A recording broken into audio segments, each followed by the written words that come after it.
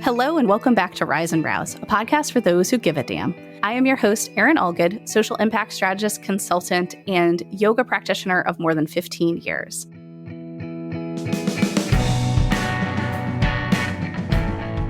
On today's episode, you'll get a chance to meet my very dear friend, Jenni Stevens. Jenni is a licensed clinical mental health counselor, trauma-informed yoga facilitator, and the owner of Embodied Directions, a mental health care collaborative, which really brings together yoga, movement, and therapeutic practices. She is so much fun. You'll be able to hear just so much about our friendship and love for one another in this episode, which I'm excited for you to all to be a fly on the wall for that. And throughout our conversation, we talk about trauma-informed yoga, movement, embodiment as all parts of healing, how she has grown as an entrepreneur, because that is like also its own kind of big growth process. And then being honest with ourselves about what we need in order to be able to heal, grow, and deepen our work in this world. So much of what I do in my work is to help folks to understand that there's so much that we can do from this intellectual, strategic perspective, especially when we're coming from an equity and justice lens. But we also have to be attending to the mental, the embodiment, the physical aspects of all of these things as well, too, in order for us to really be able to create the change in the world. You're going to have so much fun listening to this episode and starting to see how tending to our own individual mental health, body, and all of that, how that starts to connect to the bigger picture systems work that we always talk about on this podcast. Before we dive in, I just want to remind you that I've migrated everything over to Substack at this point. You probably have heard that message a couple of times now. So you can find my writing as well as all of past and future podcast episodes on Substack. And I really, really encourage you to become a paying subscriber because it helps me to subsidize the cost of producing this podcast and will make it sustainable far into the future. So I appreciate whatever support you can share with me. I so love that you're here listening and that you're engaging. So please, share the episodes with other folks. Continue to like and comment on the episodes. And if you have the opportunity, send a little bit of money my way too. I appreciate it. Thank you so much. Hello, everyone. I'm so excited to introduce you to Jenni Stevens from Embodied Directions today. We're going to have an amazing conversation, and I can't wait for you all to hear it. Jenni is a licensed mental health counselor, trauma-informed yoga facilitator, and human who strives to live in alignment with compassion, authenticity, advocacy, and community. You're going to hear so much more from her, and I can't wait to dive in. So I'll let you, Jenni, do you want to share a little bit more about yourself? Because I gave the very high-level snippet of it. Yeah. I mean, it's a good snippet. We're going to get into, more about my business, but let's just talk about how we met. Yeah, sure. That's totally fine. So it's one of my favorite stories. I know. It's like, I love our origin story. But I'll let you provide some of the context of how it all, where you were at. Because when I first met you I knew you, but when we first bonded, I didn't have any context of really what was going on in your own head. No, so you wouldn't have. Yeah. Right. So, and this will share a little bit of my backstory, too, in the story. So back in, I think it was probably 2019, I had been working in community mental health care for a decade. My most of my career in mental health had been in this really challenging system that was near and dear to my heart. And I was feeling like it was really time to step out and do my own thing. But there were so many barriers to preventing me from doing that, internal barriers mostly. And so I asked the universe one day if it's time to leave, just for some reassurance, right? If it's time to leave my decade-long career in community mental health, bring me a peacock feather today. And I was really specific, today. Peacock feather. So at that time, I was still working in 9 to 5, and I was teaching at another local yoga studio that you were a member at. And I don't think that you had been to any of my classes before. I mean, if so, it was not many. Anyways, because my recollection of meeting you was that this was the first time. Anyways, so all day had gone by. I leave work early, go to my 4:30 gentle yoga class. And I was I'd kind of forgotten about asking for my sign or receiving my sign. And then you came barreling in. I'm pretty sure at like 4:30. Yep. Like I was about to be like, okay, let's get going. And so that's like cute, right? Like you're anxious coming into a yoga class. But you had these big, beautiful peacock feather earrings on. And I was like, oh. And I obviously didn't say anything, but like used that energy to welcome you, which hopefully felt really nice for you. And it was a joy meeting you, but I also was like, my peacock feathers. So it happened. That was my sign. Oh my. And I mean, I don't remember specifically like timeline directly from then, but like that was definitely part of the momentum of me leaving.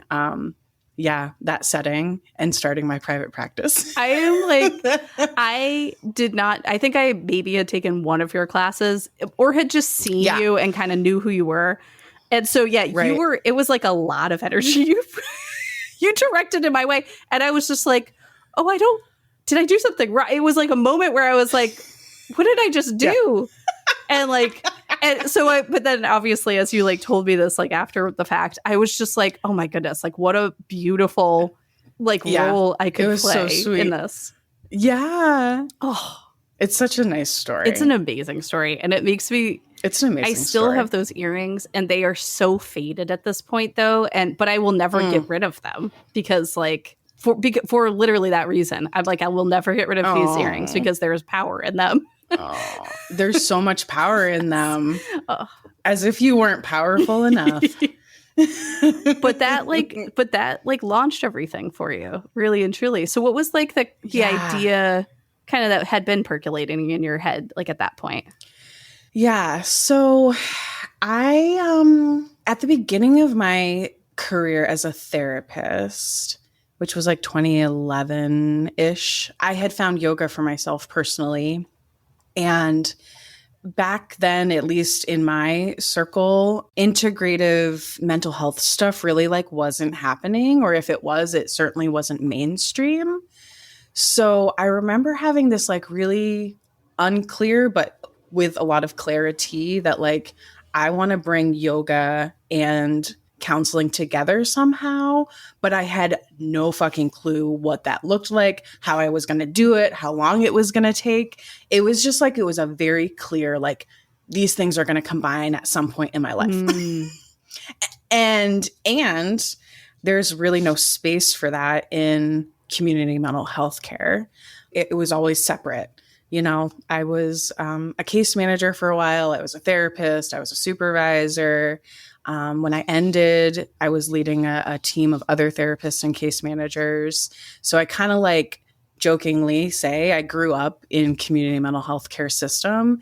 And then like the yoga stuff always happened on the side. And it was really in that year, right before COVID too, actually. So like the timing of that was really interesting. That I was just kind of like, oh yeah, this thing that you want to do, that you wanted to do, still hasn't happened yet. Like, what are you doing with that? And it was just time. It was just time to like figure out what changing my career path looked like so that I could kind of merge these things. It's so refreshing, you know, having been a student at the studio and just being friends with you too, just like, it's been so nice to see it all come into fruition because it does feel like this beautiful, perfect expression of like who you are and like a holistic way and is like so important for people who need that kind of an approach because it has always taken me a while to find like the right yoga classes. You know what I mean? It's always been whatever's been like closest for me for a long time. And then it didn't always click for me, you know, the places that I would go. But coming to Embodied Directions, I was like, I was coming on Zoom for the most part because I was so stressed about COVID for so long. And that's to say, COVID is still real, but precautions have eased for sure, for better or worse. But I just felt so welcomed in on the Zoom. Like, which I think is one of the harder parts of all of that is to try to cultivate that kind of a connection when oftentimes I was the only person on Zoom. But your like instructors, you were amazing. Your instructors were so amazing. They were so welcoming, so attentive to me too, which was so great. And so the other part of that I also love is just the trauma informed part. Like I have been in spaces before. You and I have both been in spaces before where there's been an instructor who's like super cool with like being all handsy, and you're just like, do not fucking touch me. Like, really, I've had like some really very visceral experiences of that before. And so knowing that I can come into that space and like, and trust that would never happen. Like it just allowed me to let go of any kind of mask that I might have been holding in that space. Yeah. Oh, I love that so much. And like literally almost everyone that I've spoken to, every participant that I've had intimate conversations with have said something along those lines. My husband jokingly calls our studio the anti-yoga studio because it's like we use the word yoga so that like people in the community can find us and kind of understand what it is. But like, I would prefer not to use that word.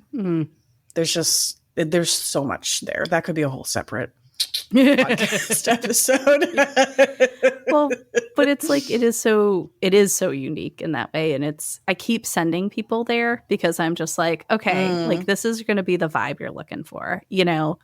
And that's not to say like the other studios that you and I know, like there's amazing, beautiful community like for there, and they do awesome stuff. They offer something different though. It's just different. It's different. Yeah. It's definitely different.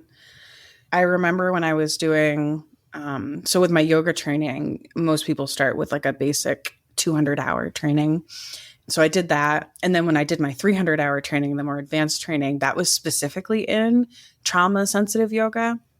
And that was like a freaking crisis for me because basically almost everything I had been taught and had been practicing from my 200-hour program was like, this is why this is harmful. This is why this is harmful. This is why this is harmful. And like, I've been harming so many people. It's fine.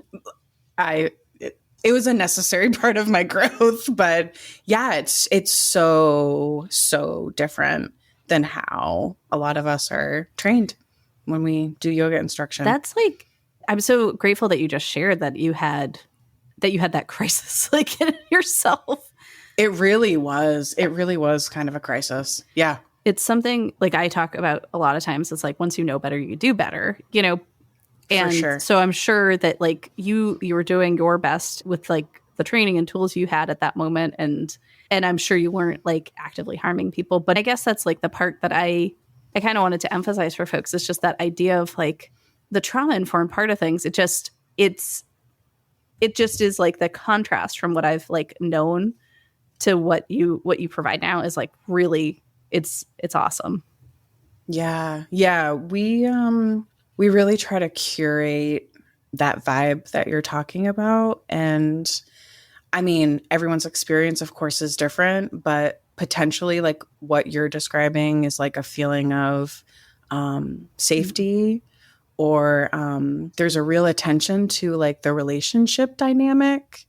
And there's a real attention to, as much as we can, like the power and control differential between teacher and student, which we don't even use those terms. And it really is meant to be not even really a class, but just, I mean, it is, but like an experience and like community building where movement may or may not happen. Yeah. Which is why I kind of like struggle to call it yoga, right? Because I'm not teaching yoga philosophy. We're using yoga to inform some of the practices. But yeah, it's kind of an interesting, I don't know, what it's turned into is just not necessarily even what I anticipated when I first started. Yeah. It's kind of cool. It is like an experience, and it feels like a space for personal development and growth within the context of community, though, which I think is oftentimes the piece that is super lacking in people's lives. Like we think of like personal development as solely like we're doing that in isolation, right? Like that sucks. And which you're certainly doing that as part of the therapy part of things, but like having the yoga space adds that extra development. Or we're gonna come up by the end of today, we will come up with a new term for it all. So that a new term. I know. I often call it like a yoga and movement space. It's a group space. It's a community space. And often, I mean, not that everyone that comes there is like part of the therapy practice, but like the yoga, at least at the onset of me providing that group service, the primary intention was for it to be like a complement to what people were doing one-on-one therapeutically, because we also know, right, that like it's never just one thing, you know, and it's never just yoga either, you know, so that's why we like to offer so many different like variety of offerings and different instructors and try to meet folks where they're at as best we can. Well, I have like loved there's just been so many events that I like have wanted to get to, and then just like because my schedule couldn't get to them. But I'm so psyched. I know. Same. I know. It's like the meditation. There's been creative workshops. There's been so many different things that I'm just like, yeah, I want to go and do that with, like, because I also know the people you're attracting in are the same people that I'm going to vibe with too. Totally. Yeah. Yes. I know. And yeah, so I guess in addition to yoga, right, like we can also just name there's other group experiences, which, yeah, might be artsy, craftsy kind of stuff, insight oriented, like perspective, working on your perspective, meditating, learning new skills. We're doing different types of therapy and therapeutic groups. Everything we do is always under that heading of like, I'm a mental health care place. Like that's my practice. So everything kind of funnels under that. Yeah. What have you learned since you've been an entrepreneur? Because I remember looking at you at one point and being like, Jenni, you don't have to do this all by yourself. If you're like struggling with something, like you don't have to struggle by yourself. And I remember you looking at me. You did say that. And I remember you're like seeing it click and being like, uh-huh. And I've carried that with me too. I use that as an example when I teach classes. Now, I don't say your name, of course, or anything like that. But like, but now people know. Sorry, it's out. but I would be like, yeah, because it's like I so many of those entrepreneurs that I see are just kind of like, well, I got to figure it all out on my own. Like, there's some like intrinsic value to figuring it out on your own, I suppose. But why? Why? Yeah. I'm so glad that you brought that comment up too, because I had kind of forgotten about it, but it's popping back in now. And that's such a good reminder. I mean, for so many people, for me in particular, okay, I'm a Virgo. I'm a little type A. I can get shit done. And like, I use that to my benefit, but also it can be to my detriment, or at least in the past it's been a real edge of growth for me. So like probably when you said that to me, I was like, really? I don't have to do this all on my own? You're serious? Because that's often what I do. I just plow through shit because like, quote, I can, but at what cost? Anyway, so that that has been a big learning lesson for me. You know, like it's my practice, my LLC, whatever. But I've built a really nice, supportive, amazing facilitation team, and I'm adding more therapists in this new iteration of the business. So like the feeling I get is like I still kind of feel like I'm the core and in the middle, but I feel like I can kind of lean back and like trust fall into my peeps, and allowing myself to do that is also like yes, go Jenni. Because that's not me. It's a struggle for me.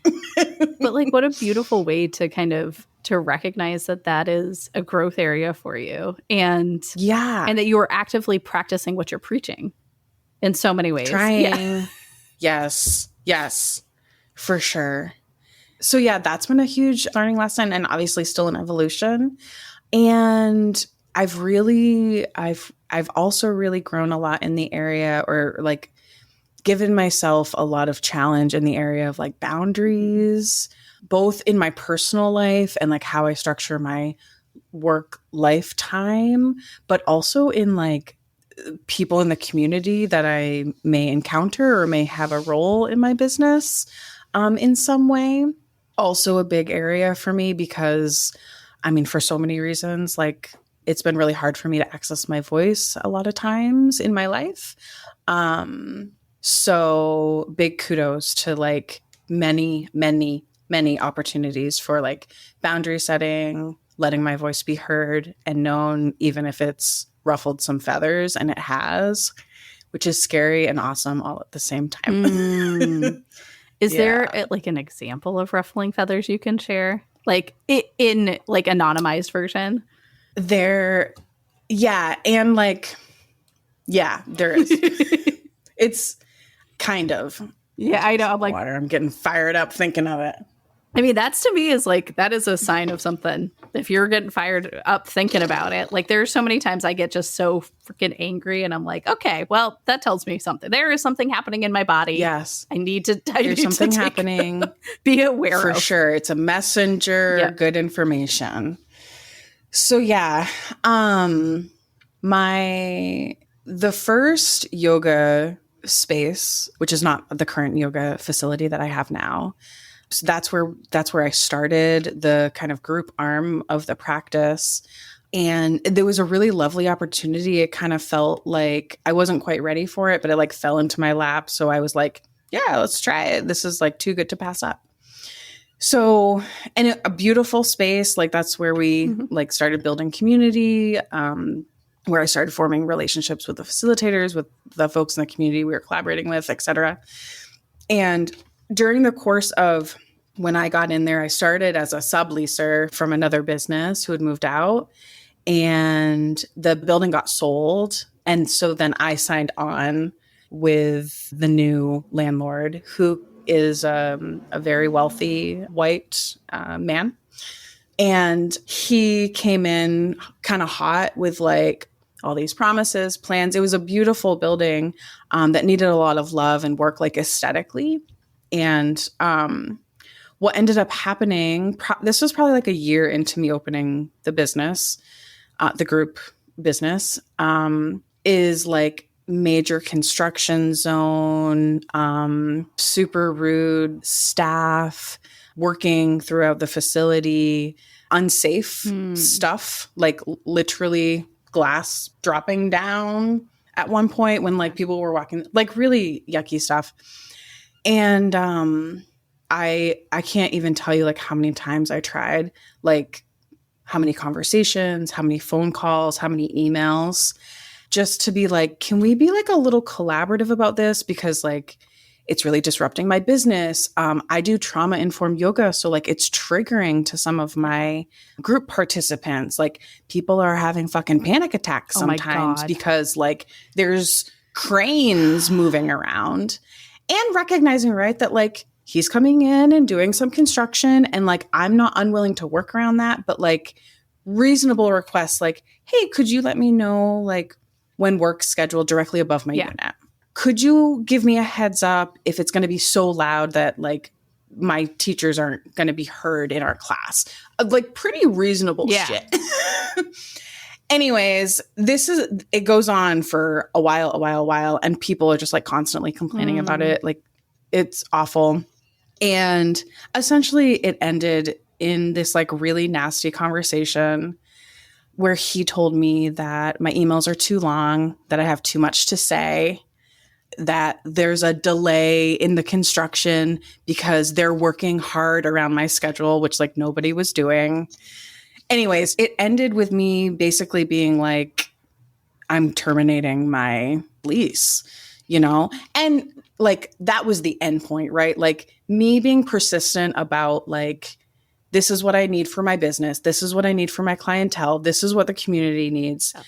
That was me using my voice. It didn't result in what I wanted, but I didn't back down from him either. And I shielded a lot of my, which I found, like I took it on, but I didn't want to like stress my staff out either, my other facilitators. Like I really tried to be the mommy, I guess. Yeah. But it ended in him not liking me because I pissed him off and getting out of my lease early. At no, like nothing bad happened for me terminating my lease because he couldn't wait to get me the fuck out of there. Yeah.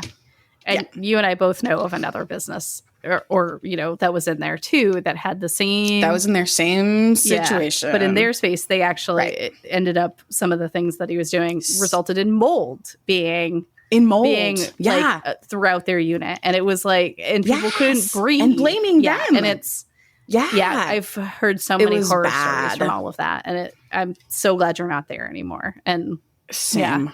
And then you had like almost like a year or so where you didn't have a home, like where you were kind of like. Yeah. So I still had my office was separate at that time. So I was still doing my therapy practice, but the group home was gone. I also was a new mom. Yeah. Like I had an infant at home.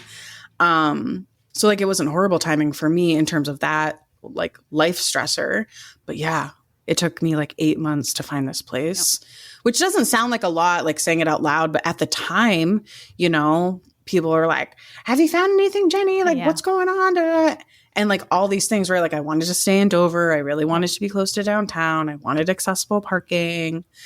It took me a while to find the perfect spot. And there's like no good commercial spaces around here that aren't like completely require like a whole build out, which like I don't have the money for. Right. Or they're like exorbitantly priced, like that's the other thing. Exactly. Part of this too. Right. Like, and I've lived in Dover for 17 years now, which is wild to say that out loud. But I've seen so many businesses come and go, and I wonder how some of them are able to like afford the rent, knowing just like how I was on the planning board here in Dover. So I know like what it costs to do business in the city. Like there's a lot. There's a lot. Mm-hmm. And we also have amazing people in the city too who help businesses, like Reed over at the city business development office. She's amazing. Yes. So I just saw her and met her in person finally the other day. And it was really fantastic. It was so nice. And I was just like, and she was exactly who her demeanor was exactly who I expected her to be. Yes, exactly who you expected. That was my experience of meeting her in person too. I was like, oh yeah, there you are. It's so perfect. It felt really, really good. But so I'm glad you found the new place and everything too. And it's only been open for a little over a month at this point. So you're still settling into a new space. Still settling in. So yes, we got the space. When the heck did I open? In May? May 18th, because it was my sister's graduation, which is why I couldn't be there. Right. I had the space before the opening, of course. So I'm getting like my timelines confused because my husband and I have just been like going. Like, so it's been a little bit of a progression. Still settling. It's happening though. It's I find and maybe you feel the same way too about some of these things, is that you sometimes, there's tremendous amount of work that you're having to do on all of this, but in some ways there's not another person who can really do that work for you. So it is coming from you so much. But once you do start to put things into motion, the energy that other people are bringing to it helps to build the momentum for you to carry forward. Yes. Just the hum of energy that's going to be coursing throughout everything feels really exciting. I guess what's has been your experience? I don't know, what has the impact been on the folks who are coming to classes or joining, the therapy? What are some of the things that you're hearing from people? Yeah. Well, from the therapy standpoint, folks who typically seek me out are coming to me because I don't think I said this, but probably not surprising. I do a real body focused type of psychotherapy. Oftentimes I get folks who are I've tried therapy so many times, or I've done what we often call top down approaches to therapy, the real American way of being just change your thoughts and it will change your experience and your emotions, which isn't necessarily wrong. But what I tell a lot of my people is we've got, a body connected to our head. And that, in my opinion, kind of matters more. I get just as much, if not more information from helping folks through the wisdom of their body. I'm very passionate about supporting trauma survivors. So most of my folks are people who are coming to see me for trauma recovery support. And some folks have never done real body centric kind of work. So it might be a new experience for them. which is always really fascinating, like watching people kind of develop a new connection or new insights when it comes to like what I like to call kind of like reclaiming a relationship with their body, getting to know their nervous system. Anyways, what that means is people really surprise themselves a lot of times in terms of what they get out of therapy, which is really, really great and inspiring and like an honor, such an honor to be a part of and to witness and to be like a support person in that process. It's like one of the biggest honors when someone, and regardless of the outcome, when someone has the courage to come in and be like, I need some fucking serious help here. Because people, most of the time, this is a generalization, of course, but people usually are at the brink of their like give up point. They're coming in high stakes times.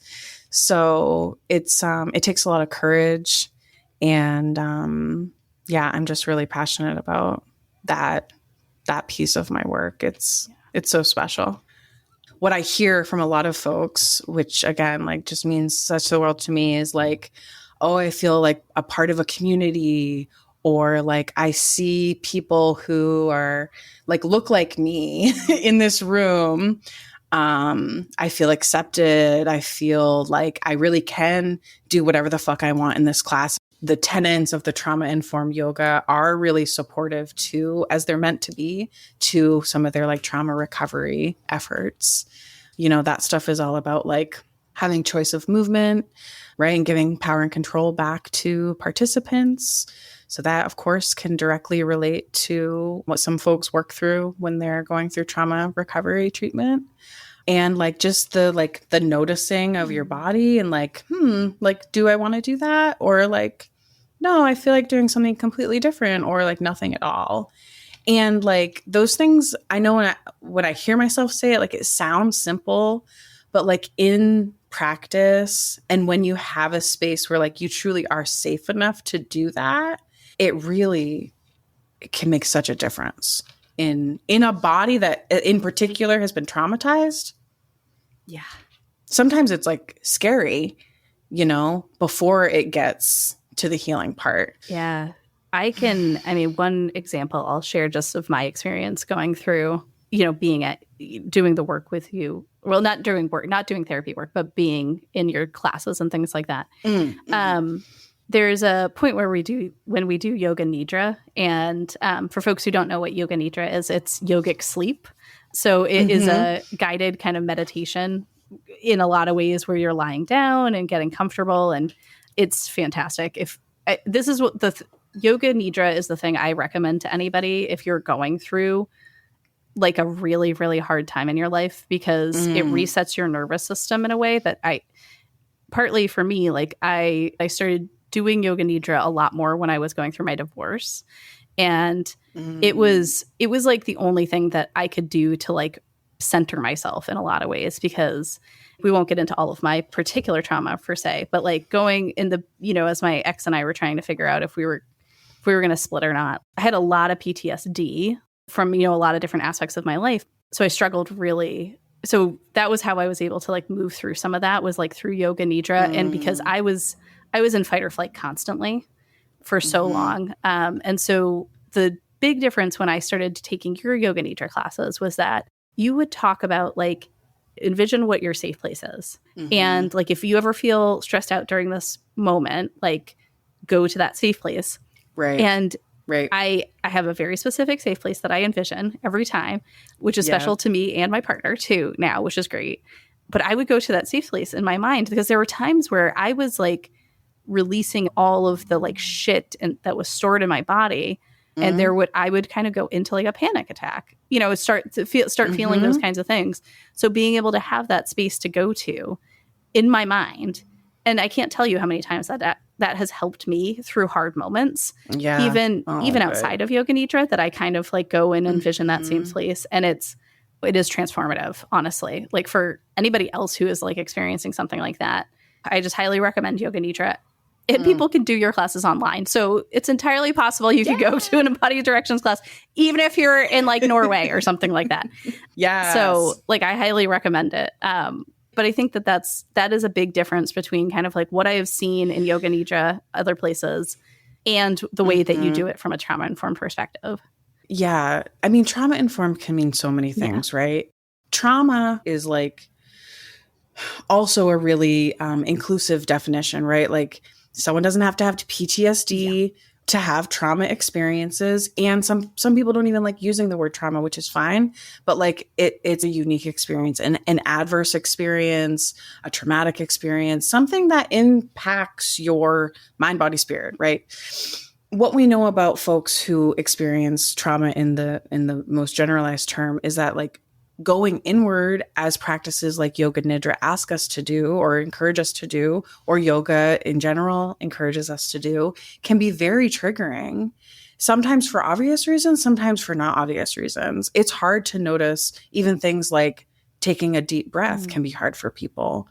So yeah, there needs to be, in my opinion, safety mechanisms where there can be, so that folks can still experience the benefits of the practice without getting triggered, flooded, or like leaving a class or an experience being like, I fucking sucked at that and I'm never going to come back again, which happens all the time and can still happen in a trauma-informed class, of course, but like to the extent that we can, trying to minimize those types of experiences.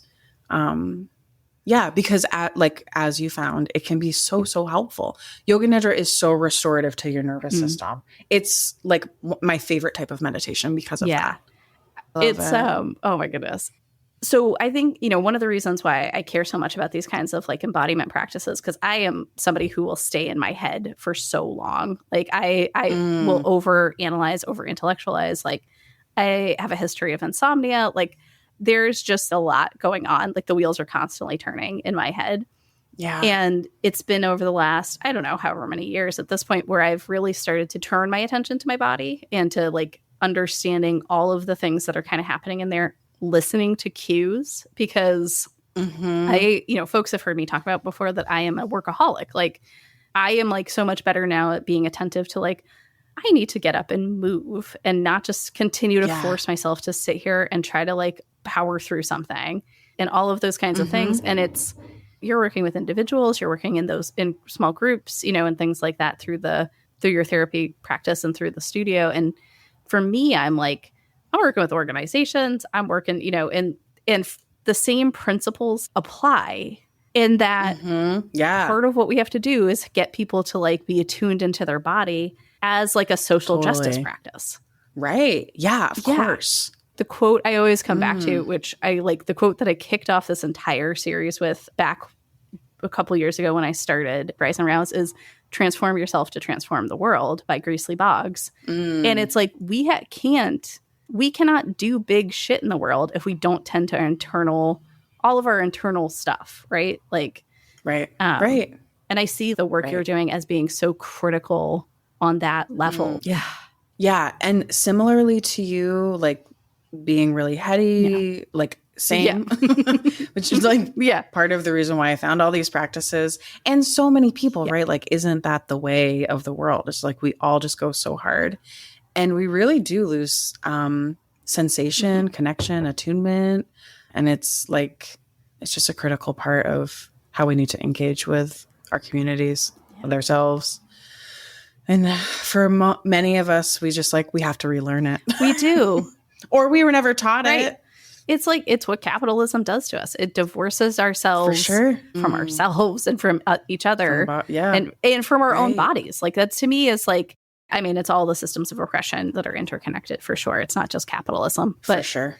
I have found that so many times in my life where I have just been conditioned to just produce, just sit my butt down, get it all done, and at the complete detriment to my own health. And it has been such a journey, really, for me for so many years to get to this point. And good for you. Oh, I'm so glad I get to be part of it too. You really do. I've had just such a journey as we all have, but it's I'll share a little bit more about my story. Like my sister died when I was 16 in a car accident. And my kind of like everyone in my family dealt with it differently. And Of course. For me, though, it was where like I started to turn up the volume on the workaholism because I could control that. Like that was my control plate. That was where I could just, I could check off tasks. I could get things done and just get lost in that. And I didn't have to deal with my emotions. For sure. Yeah. And it works. It super works. Right? Like super well. Yeah. It totally is one of those like reinforce it. It's like when you talk about like feedback loops, it reinforces that shit. It's positive reinforcement in that way, not positive in a good way, but positive in that it keeps ramping it up. For sure. Yeah. It's so it's like being able to like start to shift that is also like has also allowed me to be better at the work that I do in some ways. And the work, and I say like the work that I do, not like job work per se, but just like all of this, like my life's calling in the world. Right. Oh, I'm so sorry that happened to your family. Oh, I didn't realize that. So awful. Oh, it's okay. It's like been it's not okay, but it's been many, many years. And it's been many years. Yeah. And like good for you for getting through, right? Like we all do the best we can with what we know. In the moment, we get through, and then at some point, sometimes we realize that like we need to do things differently. Yeah. But it took me so long to get to that point where I was like, where now it's like, to your point of what we were talking about before, I am great at therapy. I'm great at talk therapy. And in talk therapy, and I love my therapist, and like it has gotten me as very, very far along. But even my own therapist said to me, like within sometime in the last year, it was just like, Erin, you need something else. Like you need, she referred me to like a psychic medium, which I thought was like the best thing ever, I still haven't seen a psychic medium yet. But I was just like, that for her was kind of like, this is what you need to kind of like jumpstart to the next level. And I haven't been ready yet, but like all of these modalities need to be done in tandem. We shouldn't be expecting one thing to solve everything. And I don't even think solve's the right word, probably. Right. Yeah. I mean, I myself, like, been in therapy forever at this point. And like, I find a lot of safety in staying with a therapist for a while, but I also like to switch like the modalities and the therapy style and, genders, etc., because we can always learn and evolve to the next, and like every relationship has such a potential to like really bring us to the next level. So the work is never done. It's never done. Yeah. Which is like daunting and also really cool at the same time. Yeah. I find it to be reassuring that it's never done. From an embodiment perspective, from an intellectual perspective, it does not make me feel better because I like to like to be check things off and be like, check, cool. Yes. All right, I'm done healing now. Yay. Like, yay. Got it. Like, solved that. Perfect. Like, yes. Yeah. But like, I guess that's my kind of like cynical version of things. But like at the same time, the growth is so good, right? Like, oh my God, every time I get to a new level, I'm just kind of like, I am so proud of myself. And I'm so proud that I do it with like the other people around me too. And it's not just me doing it by myself and just oh God, it's so good. It is good. Yeah. Oh my God. We could talk about this for so long. I love it. So I have two. Well, we'll see. What does it mean to give a damn to you? Okay, so at the risk of like oversimplifying this very amazing question, and I love when I listen to your other episodes, I'm like, what are people going to say when Erin asks this question? And I love everyone's responses. Anyways, for me, in work and in life, I think, which is why I can apply it to both. Giving a damn for me is really like simply, quote unquote, showing up. And like, it means a lot for me to show up for people. And like equally, I want people to show up for me, of course. But yeah, like I really pride myself on my ability and my dedication in how I show up for the people in my personal life, the folks who come to work with me, who I get to support, the folks in the community that I form relationships with. I think that it means a lot when we show up for people.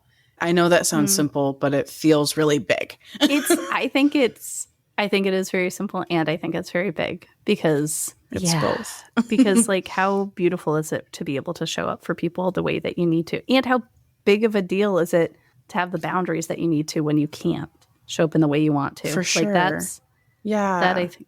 Yeah, and like showing up from like a real heart-centered place, right? Like with boundaries, with showing up for myself obviously has to happen first, but then it's a choice to show up. It's not an obligation. It's just like a real passion. Yeah. Oh, I love that. Yeah. I'm so excited that I wore those peacock earrings that day. You wore them, girl. I get to be part of it in this very small way, and I'm so pumped. Like, why is there not a peacock feather in my logo? I don't know. That's okay. But now you're like, okay, how do we do this? Now, rebranding. I feel like in your logo you could tuck it in somewhere. Like there'd be a way to like little like stealthy. Yeah. You could do it totally. Peacock feather, because that's super stealthy. Right? Yeah, exactly. Doesn't distract from anything else. Nothing at all. Oh my goodness. Do you want to do the question where it's, do you want to pick, if you could pick somebody to listen to this, who would it be and why? Okay. I thought about this. My answer's a little corny. It's a little cheesy. So when I was a little baby case manager, so case management in community mental health care setting is like entry level kind of job. It was my first job in the field. I had this amazing mentor. She by far is like best yet to come. I give her a lot of credit for pushing me to become a therapist. She hired me. She like really took me under her wing. Like looking back, I can really see how she like really, really took me under her wing. And there was this, our master's program was happening at my place of employment. Like they were starting a cohort for some of my colleagues and I literally was like, no, I'm not a therapist. I can't be a therapist. I was very young and very insecure and had no confidence. And she was like, but you're going to apply, like you're going to do this, right? She really pushed me. She helped me work through a lot of the mental barriers that were getting in my way. And she passed away very suddenly, like a year into my master's program. So, I mean, she's definitely like with me.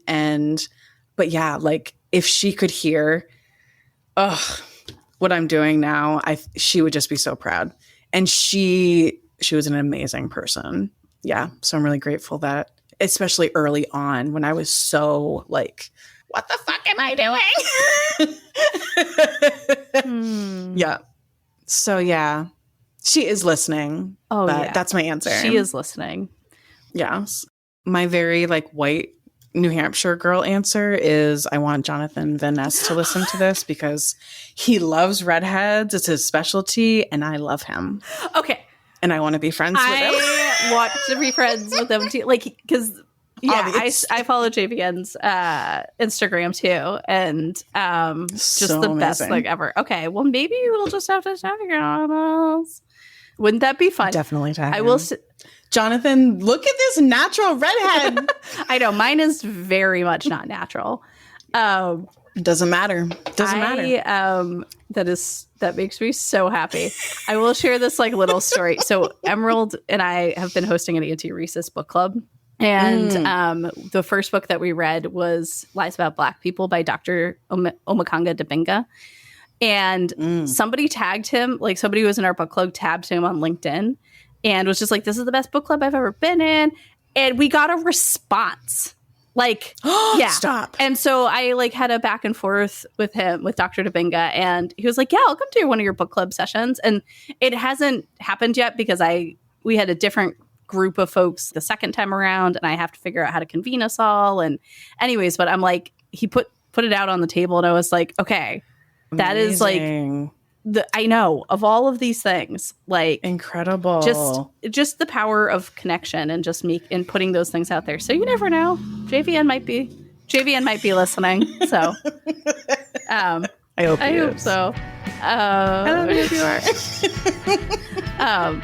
Oh my goodness, Jenni, this was like the best time ever. I love being able to do this with you. Sure. Thank you so much for being here today. This is awesome. You're welcome. Thank you.